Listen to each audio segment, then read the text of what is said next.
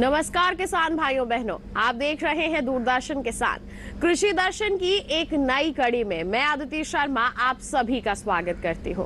किसान भाइयों बहनों, आज के हमारे इस अंक में हम बातचीत करने वाले हैं कुछ खेती के अहम पहलुओं पर। जी हां, रहेंगे हमारे तीनों सेगमेंट्स विज्ञान और किसान, कृषि स्टार्टअप और फार्मिंग इंडिया, जिनके जरिए बता दें आपको, आज हम आपको जानकारी देंगे कि प्रदूषण रोकने वाली सुरक्षित खेती कौन सी है। फिर आपकी मुलाकात करवाएंगे हमारे एक सफल किसान डॉक्टर अशोक कुमार से, और फिर बता दें आपको सरकार द्वारा चलाई जा रही महत्वाकांक्षी योजनाओं के बारे में भी हम आपको अवगत करवाएंगे, जो है प्रधानमंत्री कुसुम योजना और प्रधानमंत्री कृषि सिंचाई योजना। तो आइए इन्हीं सब के बारे में जानकारी हासिल करते हैं और आज के हमारे इस कार्यक्रम की शुरुआत करते हैं।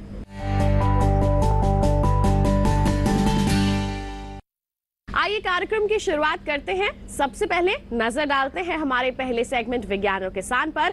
देखते हैं खेती किसानी के क्षेत्र में क्या कुछ खास है। प्रदूषण की बात करें तो ये सबसे बड़ी समस्या है, चाहे वायु प्रदूषण हो, ध्वनि प्रदूषण हो, और चाहे हमारे देश की धरती ही क्यों ना हो, देश की मिट्टी भी दूषित हो रही है। ऐसे में हम सभी का दायित्व है कि हम इस प्रदूषण को कम करने की ओर अपनी भागीदारी निभाएं, कुछ अहम कदम उठाएं, और ऐसी ही भागीदारी बनती है हमारे किसानों की भी, यानी कि आप लोगों की भी। ऐसे में जरूरी है कि आप ऐसी खेती की प्रणाली को अपनाएं जिससे प्रदूषण कम से कम हो। अब आप सोचेंगे कि ऐसा हम क्या कर सकते हैं जिससे हम अपना अहम योगदान इस दिशा में दे सकते हैं। तो फिर आइए आज के हमारे सेगमेंट में हम आपको बताते हैं प्रदूषण रोकने वाली एक सुरक्षित खेती के बारे में। –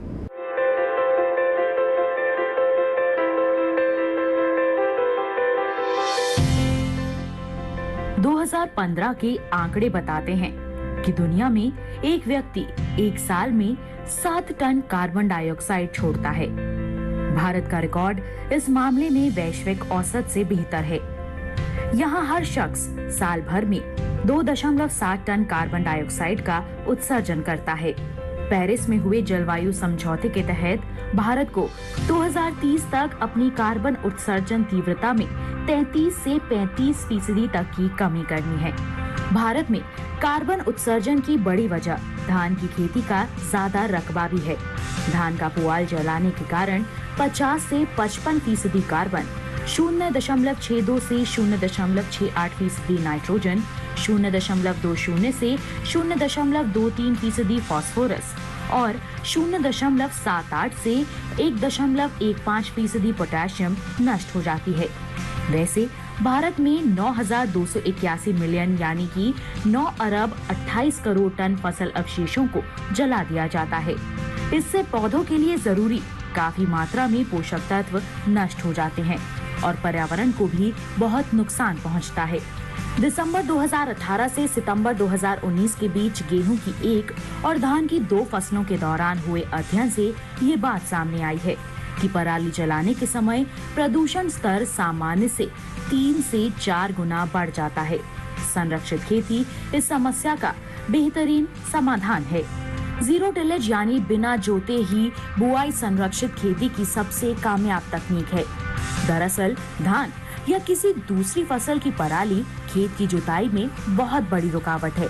यही वजह है कि धान के बाद गेहूं या दूसरी फसल बोने के लिए किसान पराली को खेत में ही जला देते हैं।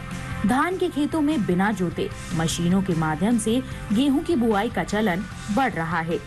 आंकड़ों से पता चलता है कि गेहूं के लिए संरक्षित खेती में प्रति हेक्टेयर लागत 2,000 से 3,000 रुपए तक घट जाती है और डीजल की खपत में भी 50 से 60 लीटर की कमी दर्ज की गई है। इसके अलावा मिट्टी की संरचना में सुधार और खरपतवारों पर नियंत्रण रहता है। पराली खेत में खाद और पलवार का भी काम करती है। इसका मतलब ये हुआ कि पराली से मिट्टी की उपजाऊ शक्ति बढ़ती है और पानी की भी बचत होती है। वार्षिक और 12मासी फसलों के लिए तो संरक्षित खेती का जवाब नहीं। दुनिया भर में फिलहाल 8.5% फसलें संरक्षित तरीके से उगाई जा रही हैं। रकबे में इसकी पैमाइश 12 करोड़ 40 लाख हेक्टेयर बैठती है। सबसे ज्यादा संरक्षित खेती अमेरिका, ब्राजील, ऑस्ट्रेलिया और अर्जेंटीना में होती है। इस तरह की खेती का चलन 90% इन्हीं देशों में है। भारत में पिछले कुछ साल के दौरान संरक्षित खेती में 15 लाख हेक्टेयर की बढ़ोतरी दर्ज की गई है।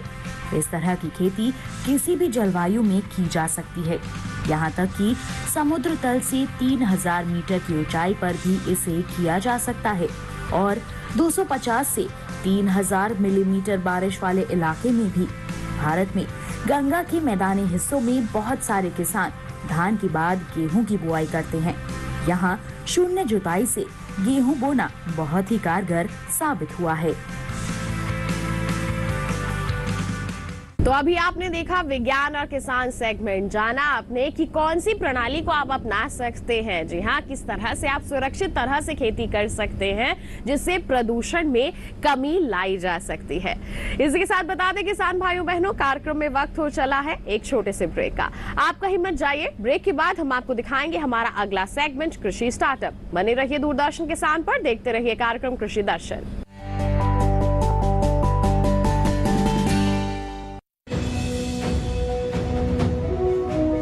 भारत सरकार का हर प्रयास किसानों को दे रहा है एक नई आस। देश के किसानों की खुशहाली और उन्हें आत्मनिर्भर बनाने के लिए भारत सरकार समर्पित है। प्रधानमंत्री श्री नरेंद्र मोदी जी के नेतृत्व में कृषि क्षेत्र में किए गए निरंतर प्रयासों के फलस्वरूप देश खाद्यान्न व बागवानी के क्षेत्र में आत्मनिर्भर हो चुका है और देश में दलहन का उत्पादन भी बढ़ा है। इसी तरह भारत सरकार ने खाद्य तेलों के उत्पादन को बढ़ाने के भी अनेक प्रयास किए हैं। इसी क्रम को आगे बढ़ाते हुए माननीय प्रधानमंत्री श्री नरेंद्र मोदी जी के नेतृत्व में भारत सरकार ने दूरदर्शी निर्णय लेते हुए राष्ट्रीय खाद्य तेल मिशन ऑयल पाम की शुरुआत की है। इस मिशन से देश भर के किसानों को बहुत लाभ मिलेगा। कृषि के पूंजी निवेश में वृद्धि होगी, खाद्य तेल आयात पर देश की निर्भरता कम होगी और रोजगार के नए अवसर पैदा होंगे। खाने के तेल में आत्मनिर्भरता के लिए अब राष्ट्रीय खाद्य तेल मिशन ऑयल पाम का संकल्प लिया गया है। इससे किसानों को तो सीधा लाभ होगा ही, गरीब और मध्यम वर्ग के परिवारों को सस्ता और अच्छी क्वालिटी का तेल भी मिलेगा। यही नहीं, ये मिशन बड़े स्तर पर रोजगार का निर्माण करेगा। इस मिशन के अंतर्गत ऑयल पाम का रकबा और पैदावार बढ़ाने पर जोर देने के लिए सरकार ने 11,000 करोड़ रुपए से अधिक की सहायता राशि निर्धारित की है।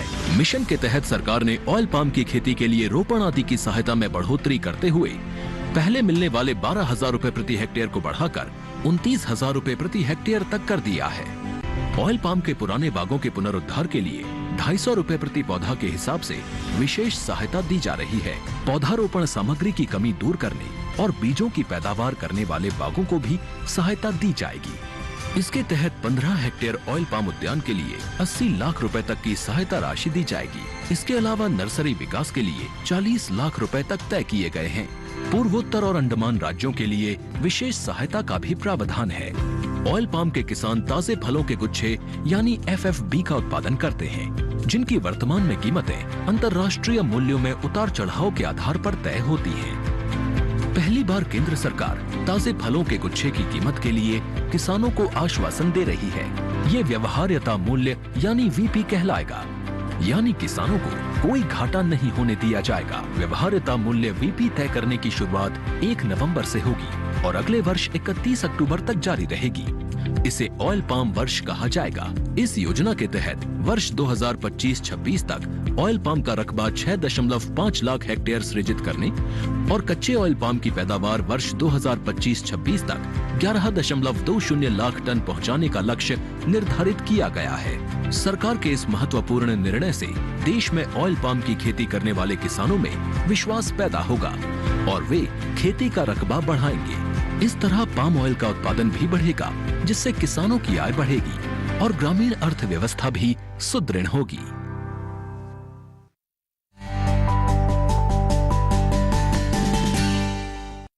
ब्रेक के बाद दूरदर्शन किसान के कार्यक्रम कृषि दर्शन में आप सभी का फिर से स्वागत है। आइए अब आपको दिखाते हैं हमारा सेगमेंट कृषि स्टार्टअप और मुलाकात करवाते हैं हमारे सफल किसान से।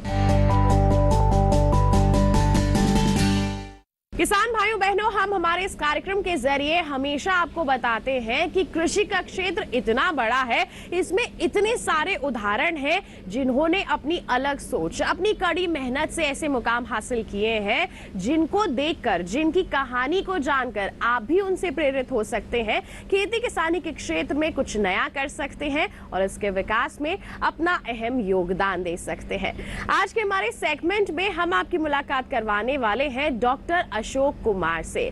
नाम से आपको लग रहा होगा कि ये डॉक्टर है, खेती किसानी में क्या कर रहे हैं? नहीं, बता दें आपको कि ये खेती किसानी के क्षेत्र में ही कार्य कर रहे हैं और इन्होंने एक नया मुकाम भी हासिल किया है। तो आइए इन्हीं से मुलाकात कर लेते हैं, इनकी कामयाबी की दास्तान इन्हीं से जान लेते हैं।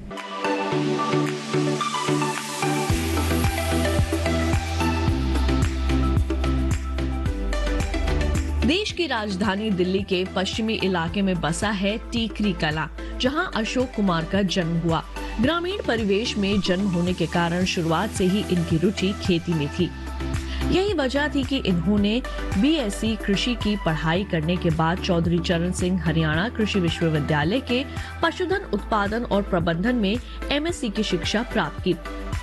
तालीम हासिल करने के बाद अशोक कुमार ने कृषि विज्ञान केंद्र के पशु विज्ञान विभाग में विस्तार विशेषज्ञ के रूप में काम करने लगे। कार्य करते करते उन्हें यह एहसास हुआ कि कृषि के क्षेत्र में अपार संभावनाएं हैं। अशोक कुमार ने नौकरी के साथ साथ मशरूम की खेती करनी भी शुरू कर दी। वे और उनकी पत्नी मिलकर इस काम को करने लगे। मशरूम की खेती कर प्राप्त उत्पाद को वे मंडी में बेचते थे। अशोक कुमार जानते थे उनके द्वारा की जा रही मेहनत एक दिन जरूर रंग लाएगी। समय बीता, अशोक कुमार ने एक प्रयोगशाला बनाने का निर्णय लिया। वे चाहते थे उनके प्रयोगशाला में ऐसे उत्पाद बने जिससे किसानों को बड़ी राहत देने के साथ साथ उनकी पैदावार बढ़ाने में भी मदद मिल सके। इन्होंने अपनी बचत किए पैसे और कुछ रिश्तेदारों से उधार लेकर snow view mushroom lab and training centre का निर्माण किया। समय के साथ ये प्रयोगशाला भारत की नंबर 1 प्रयोगशाला के रूप में जानी जाने लगी। पहले ही साल में इन्होंने मशरूम स्पॉन की प्रति 300 ग्राम बोतल के हिसाब से 17,000 बोतलें तैयार की, जो अपने आप में एक रिकॉर्ड था। इनकी कड़ी मेहनत और लगन ने सफलता के मार्ग खोल दिए। आज देश के कितने ही किसान मशरूम उत्पादन बटन स्पॉन के लिए इनकी प्रयोगशाला से जुड़े हैं। अशोक कुमार की प्रयोगशाला तमाम आधुनिक उपकरणों से सुसज्जित है। इस प्रयोगशाला में कृषि एवं उच्च शिक्षा प्राप्त और मशरूम विशेषज्ञों की विशाल टीम 24 घंटे कार्यरत रहती है और अशोक कुमार स्वयं इस टीम का नेतृत्व करते हैं। मशरूम स्पॉन के सर्वोत्तम प्रजातियां यहाँ तैयार की जाती हैं और गुणवत्ता का पूरा ध्यान रखते हुए मशरूम उत्पादकों को मुहैया कराई जाती हैं। यही कारण है कि पूरे देश में इनके प्रयोगशाला द्वारा उत्पादित स्पॉन सबसे अच्छी मानी जाती है। लोग अशोक कुमार को मशरूम मैन के नाम से भी जानते हैं। मशरूम कल्चर के साथ साथ अशोक कुमार के प्रयोगशाला में केचुआ खाद भी बनाया जाता है, ताकि खेतों में रसायन की जगह केचुआ खाद का इस्तेमाल किया जाए और रसायनों से होने वाले हानियों से बचाव हो सके। पढ़े लिखे होने के कारण अशोक कुमार भलीभांति जानते हैं कि खेतों में वर्मी कंपोस्ट के इस्तेमाल से अनेक लाभ हैं। इसके इस्तेमाल से पैदावार तो बढ़ती है, साथ ही बढ़ती है किसानों की आमदनी। वे अपने साथ साथ किसानों के भले के लिए उन्हें खेतों में केचुआ खाद का इस्तेमाल करने के लिए प्रेरित करते हैं। निरंतर आय प्राप्ति के उद्देश्य से अशोक कुमार ने अपने इस प्रयोगशाला में टिश्यू कल्चर का भी काम किया है। आज इस प्रयोगशाला में गोविंद वल्लभ पंत कृषि एवं प्रौद्योगिकी विश्वविद्यालय पंतनगर, चौधरी चरण सिंह हरियाणा कृषि विश्वविद्यालय हिसार, भारतीय कृषि अनुसंधान संस्थान पूसा नई दिल्ली के तकनीकी सहयोग और सलाह से देश के किसानों के लिए विभिन्न प्रकार के जीवाणु कल्चर तैयार किए जाते हैं, जिससे जुड़कर अनेक युवा किसानों को प्रशिक्षण के साथ साथ रोजगार के अवसर भी मिल रहे हैं। डॉक्टर अशोक कुमार को उनके इस सराहनीय कार्यों के लिए अनेक पुरस्कारों से सम्मानित किया जा चुका है। तो किसान भाइयों बहनों, ये थे हमारे आज के सफल किसान। उम्मीद करते हैं कि इनकी कामयाबी की दास्तान को जानकर आप भी इनसे जरूर प्रेरित हुए होंगे। इसी के साथ बता दें, कार्यक्रम में वक्त हो चला है एक और छोटे से ब्रेक का। आप कहीं मत जाइए, हम जल्द ही हाजिर होंगे। बने रहिए दूरदर्शन किसान पर, देखते रहिए कार्यक्रम कृषि दर्शन।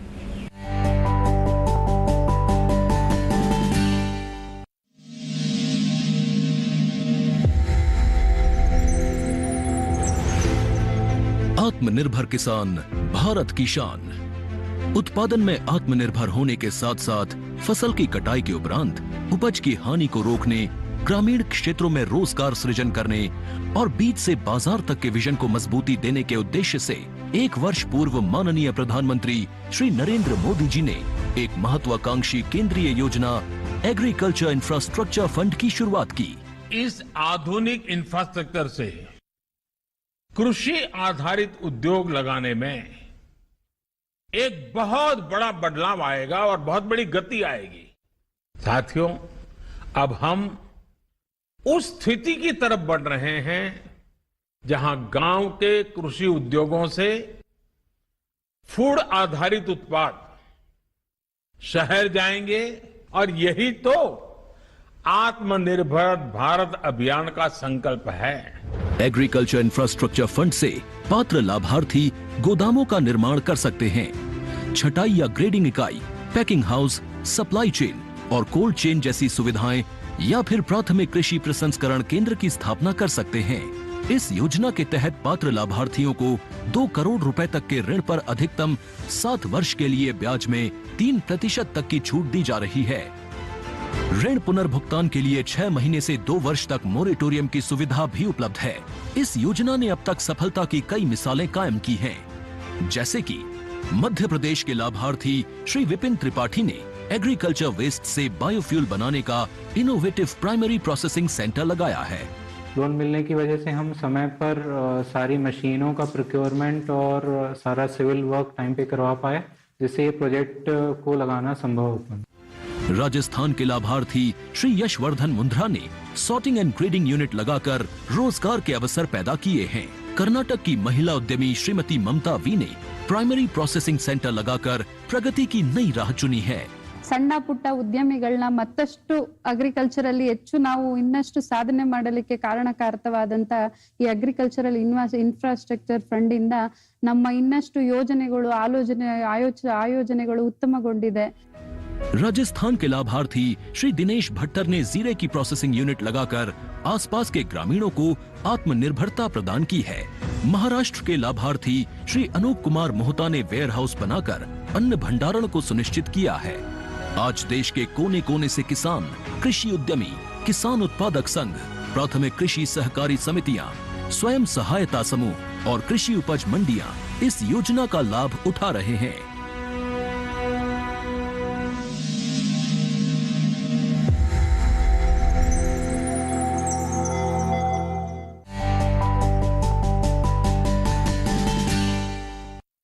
ब्रेक के बाद दूरदर्शन किसान के कार्यक्रम कृषि दर्शन में आप सभी का फिर से स्वागत है। आइए अब आपको दिखाते हैं हमारा सेगमेंट फार्मिंग इंडिया। किसान भाइयों बहनों, हमारे सेगमेंट में हम आपको बताएंगे आज प्रधानमंत्री कुसुम योजना के बारे में। ये एक ऐसी योजना है जिसके जरिए बता दें आपको कि आप जो सौर ऊर्जा है उसके जो उपकरण है उसका इस्तेमाल कर सकते हैं। इसके लिए आपको बता दें अनुदान भी दिया जाता है। इस योजना से किस तरह से आप जुड़ सकते हैं, किस तरह से आपको इससे लाभ मिल सकता है, आइए बताते हैं आपको।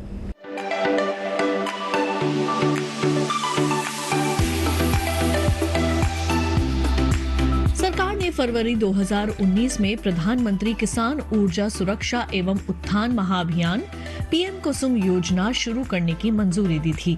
इस योजना का मकसद सौर ऊर्जा क्षमता विकसित करने में किसानों की मदद करना है। इससे किसानों को आय बढ़ने के साथ ही खेती के लिए पानी की जरूरत पूरी होगी। इसके जरिए वर्ष 2022 तक 30.8 गीगावाट बिजली उत्पादन का लक्ष्य रखा गया है। इस योजना के तहत किसानों को सब्सिडी पर सोलर पैनल मिलते हैं जिससे वे बिजली बना सकते हैं। जरूरत भर बिजली का इस्तेमाल करके वे बाकी को बेचकर अतिरिक्त आय भी हासिल कर सकते हैं। इस योजना में 20 लाख किसानों को सोलर पंप बनाने में मदद की जाएगी। 15 लाख किसानों को ग्रिड से जुड़े सोलर पंप लगाने के लिए धन मुहैया कराया जाएगा। इस योजना पर सरकार ने 34,422 करोड़ रुपए खर्च करने का ऐलान किया है। पीएम कुसुम योजना के 3 घटक हैं। पहला, विकेंद्रित ग्रिड से जुड़ी 10,000 मेगावाट की क्षमता के सोलर पावर प्लांट स्थापित करना, जिसमें हर प्लांट की क्षमता 2 मेगावाट तक की होगी। दूसरा घटक 20 लाख सौर ऊर्जा चालित कृषि पंपों की स्थापना। 15 लाख किसानों के सिंचाई पंप को सोलर पंप से जोड़ना। इस योजना के जरिए बिजली और डीजल से चलने वाले सिंचाई पंप को सोलर एनर्जी से चलने वाले पंप में बदला जाएगा। सोलर पैनल से मिलने वाली बिजली का इस्तेमाल किसान पहले अपने सिंचाई के काम में करेंगे। उसके अलावा जो अतिरिक्त बिजली बचेगी उसे विद्युत बिजली वितरण कंपनी को बेचकर किसान 25 साल तक आमदनी कमा सकते हैं और प्रदूषण भी कम होगा। सोलर पैनल 25 साल तक चलेगा और इसका रखरखाव भी आसान है। इससे किसानों को हर साल 1 एकड़ पर 60,000 रुपए से 1 लाख रुपए तक की आमदनी अगले 25 साल तक हो सकती है। किसानों को अपने में सोलर पैनल स्थापित करने के लिए केवल 10% रकम का भुगतान करना होता है। केंद्र और राज्य सरकार किसानों को बैंक खाते में 60% की सब्सिडी देती है। केंद्र और राज्य की ओर से बराबर का योगदान देने का प्रावधान है और बैंक की ओर से 30% लोन का भी प्रावधान है। इस लोन को किसान अपने होने वाली आमदनी से भी आसानी से भर सकते हैं। किसानों को इस योजना का लाभ उठाने के लिए सरकारी वेबसाइट https://mnre.gov.in पर जाकर रजिस्ट्रेशन कराना होगा। इसके अलावा आधार कार्ड, प्रॉपर्टी के दस्तावेज और बैंक खाते की जानकारी भी देनी होगी।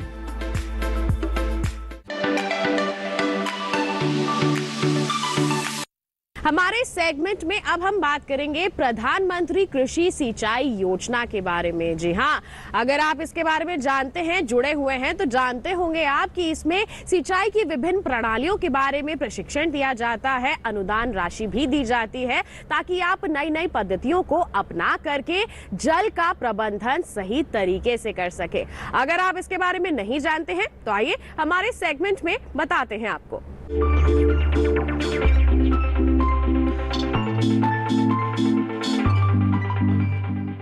देश में करीब 14 करोड़ हेक्टेयर जमीन पर खेती होती है। 2015 में जब प्रधानमंत्री कृषि सिंचाई योजना शुरू हुई तब 6.5 करोड़ हेक्टेयर जमीन पर ही सिंचाई की सुविधाएं उपलब्ध थी। इसका मतलब ये हुआ कि आधे से भी ज्यादा जमीन बारिश के पानी पर निर्भर थी। जाहिर है वर्षा आधारित इलाकों में पैदावार कम होती है और किसानों को खेती से उतना लाभ नहीं मिल पाता जितना मिलना चाहिए।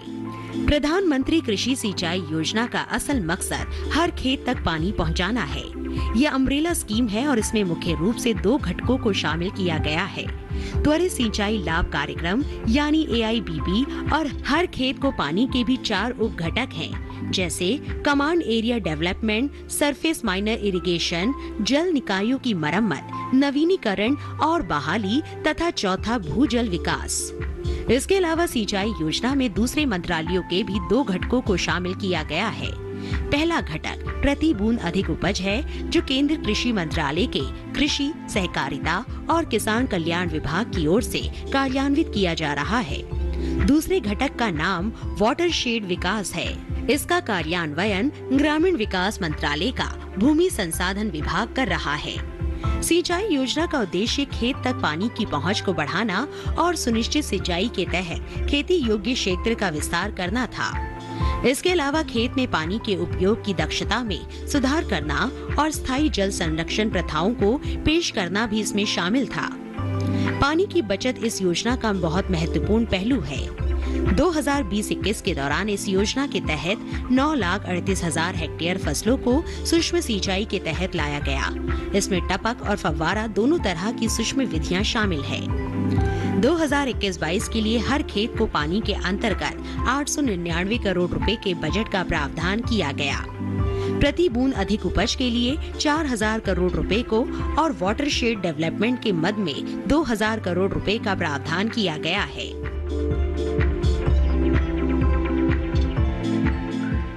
तो ये था आज का कार्यक्रम कृषि दर्शन। उम्मीद करते हैं आज के कार्यक्रम में दी गई जानकारियां आपके लिए जरूर लाभकारी साबित हुई होंगी। चलते चलते एक विशेष जानकारी आपके लिए, टीवी स्क्रीन पर दिखाए जा रहे क्यूआर कोड को स्कैन कर लीजिए, सीधा पहुंच जाएंगे हमारे यूट्यूब चैनल पर, दोबारा हमारा ये कार्यक्रम देख सकते हैं। साथ ही ईमेल कर सकते हैं, ईमेल आईडी है krishidrshanddd@gmail.com।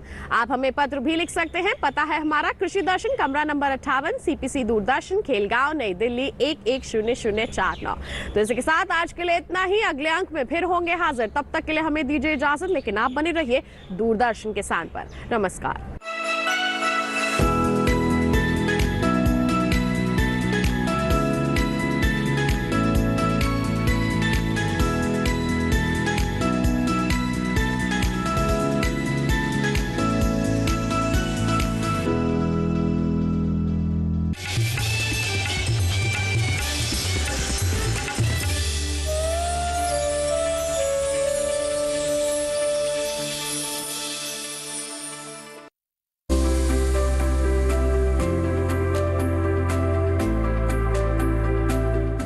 पशुओं के पांव में सूजन का आना, तेज बुखार का अचानक चढ़ जाना, जानलेवा रोग का क्या है उपचार? पशुओं के लिए समस्या बना लंगड़ा बुखार। देखिए पशुओं में लंगड़ा बुखार, लक्षण और बचाव अपना पशु चिकित्सक में इस रविवार शाम 6:30 बजे दूरदर्शन किसान चैनल पर। Our guest today on this special episode of The Journey. Every time we focus knowledge and information, everybody has to contribute. अगर हम उनके दर्द को समझ रहे हैं, नीति बनाना और एग्जीक्यूट करवाना। 75 years into India's vibrant democracy. This clearly is a story that needs to be unfolded. Please watch The Journey, Indian Parliamentarians in Conversation with Shaina NC. जल्दी चल चॉकलेट, नहीं तो लड्डू की डिलीवरी लेट हो जाएगी। तुमने किचन में गिरा दिया। एडजस्ट कर ले किचन के साथ थोड़ा सा। चोर चोर चोर है ऊपर छत पे। गीत और विशु की ये हिट स्टोरी जिसमें एक लव स्टोरी बनने के पूरे आसार, जानने के लिए देखिए एक नया शो दूर से नमस्ते।